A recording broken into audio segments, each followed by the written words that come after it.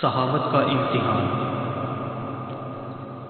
سعودی عرب کے شہر حائل کو یہ شرف حاصل ہے کہ دنیا کی مشہور ترین شخصیت حاتم طائی اس کے شہر کے باشیوں میں سے تھا۔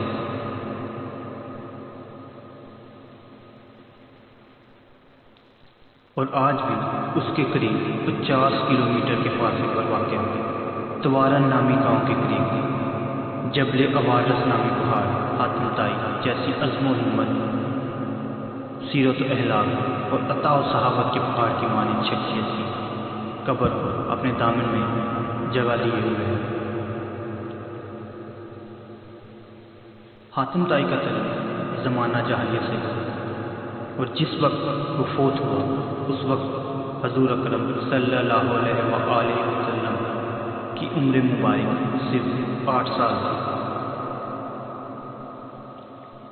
اس کی وفات کے لگ بھگ 50 برس بعد آپ صلی اللہ علیہ وآلہ وسلم نے حاتم طائی کو تمغہ شرافت عطا فرمایا۔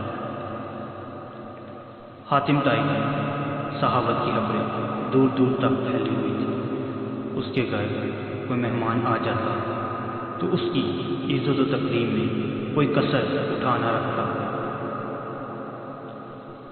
بلکہ وہ خود مہمان کو تلاش کرتا اور آگ روشن کر کے لوگوں کو مہمان نوازی کی دعوت دیا کرتا۔ ایک مرتبہ جب کیسے روم کو حاتم طائی کی صحابت کی خبریں پہنچی تو اس نے اپنے مصاحبوں سے پوچھا کہ حاتم کو کون سی چیز سب سے زیادہ محبوب ہے۔ لوگوں نے بتایا کہ وہ اپنے گھوڑے سے بہت زیادہ پیار کرتا ہے۔ تو کیسے روم اس کی صحابت اور دریا دلی کا امتحان لینے اپنے ایک نمائندے سے کہا کہ اس سے وہ گھوڑا میرے لیے مانگ لاؤ۔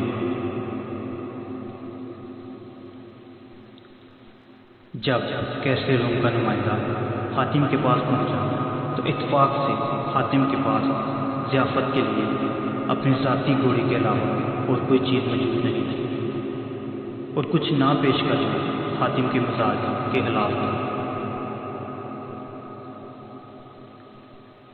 حاتم طائی نے اپنا وہی پسندیدہ گھوڑا ذبح کر کے اسی نمائندے کی دعوت کر دی۔ یہ گھوڑے کے گوشت کی حرمت سے پہلے کا واقعہ تھا۔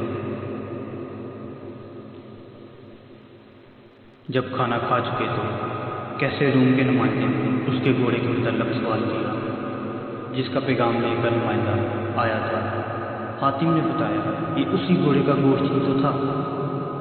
اس پر وہ نمائندہ بے اختیار پکار اٹھا، اللہ کی قسم میں نے حاتم طائی کے بارے میں جیسا سنا تھا اس سے زیادہ ہی پایا ہے۔